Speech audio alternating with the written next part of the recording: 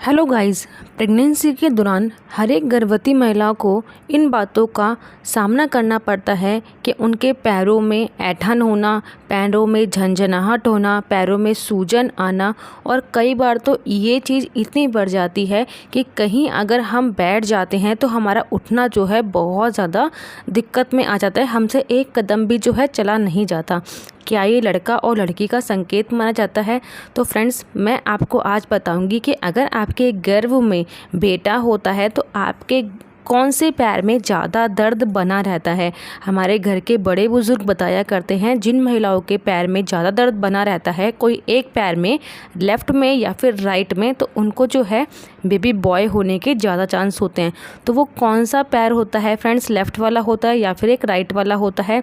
आज आपको इस वीडियो के माध्यम से ये पता लग जाएगा कि आपके कौन से पैर में अगर ज़्यादा दर्द हो रहा है तो आपके गर्भ में पल रहा शिशु जो है वो एक बेटा होगा या फिर एक बेटी होगी। फ्रेंड्स, मैं यहाँ पे अपने सिम्टम्स शेयर करती हूँ और कुछ मेरे सब्सक्राइबरों के सिम्टम्स शेयर करती हूँ जिन्होंने मुझे बताया है कि मैम हमको भी जो है बेबी बॉय हुआ है, हमारे भी पैर में इस तरफ जो है बहुत ज़्यादा पेन रहता था, बहुत ज़्यादा दर्द रहता था कि सो भी हम नहीं पाते थे। यही कंडीशन मेरी बहुत सारी सब्सक्राइबरों के साथ हो रही होगी, मगर वो शेयर करने से किसी को भी डर रही होंगी कि ये बेबी बॉय के सिम्टम्स है या बेबी गर्ल के सिम्टम्स है, और ख़ुद अपने फ़ोन से सर्च कर रही होंगी बहुत जगह पे कि ये क्यों होता है, पैरों में ऐंठन क्यों होती है, पैरों में झंझनाहट क्यों होती है, कि कहीं से तो पता लग जाए कि प्रॉब्लम होती क्यों है। क्योंकि डॉक्टरों के अंदर अगर डॉक्टर ने बोल दिया है ये कि आपकी प्रेगनेंसी में कोई भी दिक्कत परेशानी नहीं है, बट ये आपको हो क्यों रही है, ये आपके दिमाग में चल रहा होगा। तो फ्रेंड, चलिए वीडियो को स्टार्ट करते हैं। वीडियो स्टार्ट करने से पहले एक गुजारिश ज़रूर करूंगी कि जिस किसी ने भी अभी तक मेरा चैनल सब्सक्राइब नहीं किया, सब्सक्राइब करके बेल आइकन को ज़रूर हिट करना। उससे क्या होगा, आने वाली नई वीडियो का नोटिफिकेशन आप तक आएगा और आप मेरी वीडियोज़ को देख सकते हो। तो फ्रेंड, जैसे कि मुझे मेरी प्रेगनेंसी के दौरान, अभी मैं आपको अपने सिम्टम्स बता रही हूँ, फिर सब्सक्राइबरों के बारे में ही बताऊंगी। तो मुझे भी मेरी एक प्रेगनेंसी के दौरान, जो अभी मैंने बेबी बॉय को जन्म दिया था, तो उस टाइम पे मेरे भी एक पैर में बहुत ज़्यादा झंझनाहट होना और बहुत ज़्यादा जो है ना, मतलब कि सुन पड़ जाना, मतलब कि मैं चल ही नहीं पाती थी, जिसको पिंडली बोलते हैं जहाँ पे ये लड़का हाथ लगा रहा है। ये चीज़ मेरा बहुत ज़्यादा दर्द होता था, नस के ऊपर नस एकदम से चढ़ जाती थी, मैं रात को बिल्कुल भी नहीं सो पाती थी। मैं अपनी पूरी प्रेगनेंसी के दौरान फ्रेंड अपने एक पैर से बहुत ज़्यादा परेशान थी। मैं रात को सो भी नहीं पाती थी, और जब मैं अपने घर में बताती थी कि मेरे इस वाले पैर में बहुत ज़्यादा दर्द होता है, तो घर के बड़े बुजुर्ग बोलते थे कि तुझे जो है बेटा होगा अगर आप तेरे ये वाले पैर में दर्द हो रहा है। तो फ्रेंड्स, वो जो पैर था ना मेरा, वो था लेफ़्ट वाला पैर। मेरे लेफ़्ट वाले पैर बहुत ज़्यादा सुन रहता था, लेफ़्ट वाले पैर में बहुत ज़्यादा झंझनाहट रहती थी, मतलब कि इतनी झंझनाहट रहती थी कि अगर मैं कहीं 5 या 10 मिनट बैठ जाऊँ ना नीचे ज़मीन पे, तो मैं उठ नहीं पाती थी, मेरा पैर एकदम से सुन्न हो जाता था। और जब मैं उठती थी तो पैर लड़खड़ाता था, क्योंकि बहुत ज़्यादा मुझे प्रॉब्लम हुई थी ये प्रेगनेंसी के दौरान अपने लेफ़्ट वाले पैर के साथ। तो सभी महिला कहती थी कि अगर लेफ़्ट पैर में आपके ज़्यादा पेन रहता है तो उन महिलाओं को जो है ना लड़का होने के ज़्यादा चांस रहते हैं। तो अगर आपके साथ भी ये कंडीशन हो रही है कि आपकी प्रेगनेंसी में भी आपके जो है लेफ़्ट वाले पैर में बहुत ज़्यादा दर्द बना हुआ है, तो ये एक बेबी बॉय को संकेत देता है। कई हद तक आप अनुमान लगा सकते हैं कि आपके गर्भ में पल रहा शिशु जो है वो एक बेटा होगा फ्रेंड्स। बट मेरी ऐसी कंडीशन नहीं है फ्रेंड कि जिन महिलाओं को मतलब कि पैरों में दर्द भी नहीं है और कोई भी प्रॉब्लम नहीं है तो उनको जो है बेटा नहीं होगा। ठीक है, क्या पता उनको भी बेटा हो, क्योंकि ये तो मेरे सिम्टम्स है ना, मेरी प्रेगनेंसी में जो दिक्कत हुई थी वो चीज़ मैं आपको बता रही हूँ। बहुत ज़्यादा जो है ना, मैं रात को सो नहीं पाती थी, रात को भी मेरे पैर की नस के ऊपर नस चढ़ जाती थी, फिर मैं ऐसे दबाती रहती थी और सीधा भी नहीं हो पाता था मेरा पैर बिल्कुल भी। उस चीज़ के लिए 5-10 मिनट या उससे ज़्यादा ही जो है ना घर में मैं घूमती थी, फिर जाके नस के ऊपर नस जो है मेरे पैर के ठीक होती थी, फिर जाके मैं अपने पैर को सीधा करती थी, फिर मैं मालिश करती थी, तब जाके मेरी नस के ऊपर नस जो है वो ठीक होती थी फ्रेंड्स। बट मैं आपको बताना चाहती हूँ कि ये जो है नस के ऊपर नस चढ़ना, आपके मन में सवाल आता होगा ये क्यों चढ़ती है प्रेगनेंसी के दौरान इतनी, और कभी कभी तो हम सोचते हैं कि ऐसा हमें हो क्यों रहा है, कहीं कोई दिक्कत या परेशानी तो नहीं है। तो फ्रेंड्स देखिए क्या होता है ना, जब हमारा पैर फोल्ड होता है ना तो हमारे खून का संचार जो है, मतलब खून का जो प्रवाह है ना, वो बंद हो जाता है, जिसके कारण क्या होता है कि हमारे नसों में खून नहीं बह पाता है, जिसके कारण पैर सुन्न हो जाते हैं, पैर झंझना होने लगता है। तो जिसके कारण जो है ना बहुत सारी गर्भवती महिलाओं को ये समस्या झेलनी पड़ती है, क्योंकि क्या होता है जो हमारे चेस्ट से नीचे नीचे हिस्सा है वो हमारा गर्भाशय से और बच्चे के विकास से जो है वो दब जाता है। तो पैर की जो खूनों की नसें होती है उसके ऊपर भी दबाव पड़ता है, बच्चे का भार होता है जब, और आपके यूट्रस का भी भार होता है, तो नसों में अच्छे से खून नहीं बह पाता है, इसलिए जो है हमें इतनी सारी प्रॉब्लम हो जाती है। बहुत सारी महिलाओं को तो बहुत ज़्यादा स्वेलिंग भी आती है प्रेगनेंसी के दौरान, क्योंकि उनका भार जो है 8वें 9वें महीने में ये समस्या आपको देखने को ज़रूर मिलती होगी, क्योंकि उनका भार जो है यूट्रस का और बच्चे का भार जो है आपकी एड़ी पे पड़ता है, जिसके कारण जो है आपकी एड़ी भी जो है ना बहुत ज़्यादा दर्द करने लगती है। तो अगर आपके भी एड़ियों में दर्द होता है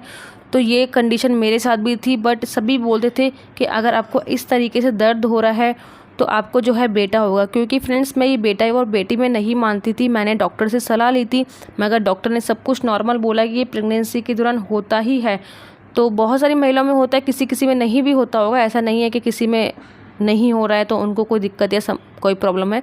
बट मैं अपने घर के बड़े बुजुर्गों से पूछी थी, तो वो इन चीज़ों को जो है लड़का होने के संकेत ही मानते थे। तो फ्रेंड्स अगर आपके साथ भी ये दिक्कत हो रही है तो सबसे पहले मैं आपको ये बोलूँगी कि रात को अपने पैरों को अच्छे से आपको धोना है, गर्म पानी लेना, टब के अंदर जो है ना फिटकरी, जो जेंट्स लोग अपने शेविंग में यूज़ करते हैं फिटकरी को, सफ़ेद फिटकरी होती है, उसको आपको थोड़ा सा पानी में डालना है, कम से कम आधी चम्मच फिटकरी जो है आपको पानी में डालनी है। उसके बाद जो है आपको नमक डालना है, जो हम खाने के अंदर इस्तेमाल करते हैं, उस नमक को उसके अंदर घोल देना है और पानी को जो है ना हल्का गुनगुना ही रखना है, ताकि आपके पैर जो है उसके अंदर डूब सके। और फिर अपने मग्गे से जो है अपने पैरों की मतलब कि सिकाई करनी है, तराई करनी है, पैरों के ऊपर पानी को डालते रहना है। उसके बाद जब आपको पैरों को ऐसे कर लोगे तो इससे आपको बहुत ज़्यादा रिलीफ मिलेगा, बहुत ज़्यादा आपको शांति मिलेगी, बहुत ज़्यादा सुकून मिलेगा। इसके बाद आपको क्या करना है, जब आप बेड पे जाओ तो आपको जो है ना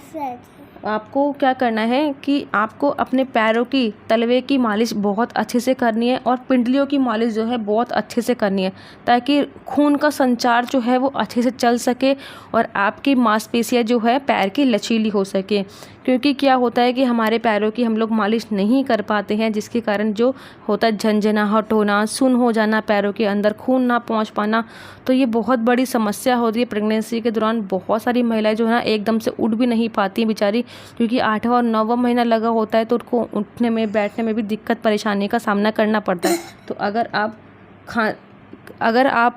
बहुत ज़्यादा परेशान है इस चीज़ से, तो मैंने जैसे किया था वैसे आप भी कर सकते हो। तो आपको क्या करना है, सरसों के तेल को गुनगुना करके जो है उसके अंदर लहसुन की कलियां डाल के लहसुन को अच्छे से पका लेना है, जलाना नहीं है, और उससे अपनी पिंडलियों की, अपने मतलब एड़ी की बहुत ज़्यादा आपको मालिश करनी है। अगर आप नहीं कर पाते हैं तो आपके घर में आप किसी से हेल्प ले सकते हैं कि मेरी मसाज कीजिए, इससे ना बहुत आपको फ़ायदा मिलेगा, आपको झंझनाहट भी नहीं होगी, आपको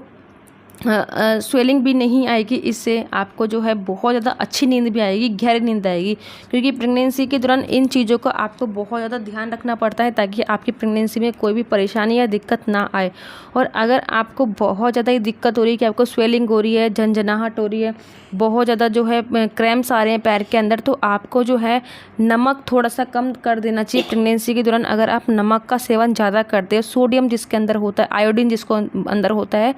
तो अगर उस चीज़ को अगर आप कम कर देते हो ना, तो इन चीज़ों को आपको राहत मिल सकती है। तो इसलिए मैं आपको बोलना चाहती हूँ कि प्रेगनेंसी के दौरान आपको ज़्यादा नमक का सेवन नहीं करना चाहिए, क्योंकि ज़्यादा नमक का सेवन करने से भी आपके पैरों की स्वेलिंग जो है वो और ज़्यादा बढ़ जाती है। अगर आप कम कर दोगे नमक प्रेगनेंसी के दौरान, तो आपकी स्वेलिंग जो है, आपकी सूजन जो है वो कम हो जाएगी और कई हद तक आपको आराम मिलेगा। तो फ्रेंड्स, प्रेगनेंसी के दौरान हर एक कदम हमको उठाना जो है ना बहुत ज़्यादा मुश्किल हो जाता है कि हम अपनी प्रेगनेंसी को कैसे सेव कर सकते हैं, कैसे सुरक्षित कर सकते हैं। बहुत सारी महिलाएं ना बहुत परेशान होती है, क्योंकि किसी किसी को प्री मैच्योर डिलीवरी होने के चांस रहते हैं, या फिर और किसी चीज़ के और काम रहते हैं। तो उनके चक्कर में जो है ना,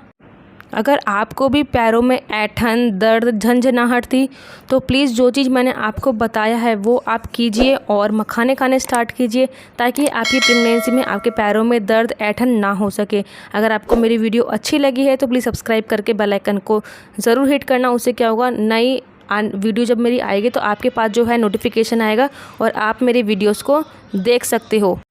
अगर आपके मन में कोई भी डाउट चल रहा हो, कोई भी आशंका चल रही हो, कोई भी टॉपिक हो, तो मुझे कमेंट बॉक्स में कमेंट ज़रूर करना। Bye bye, take care.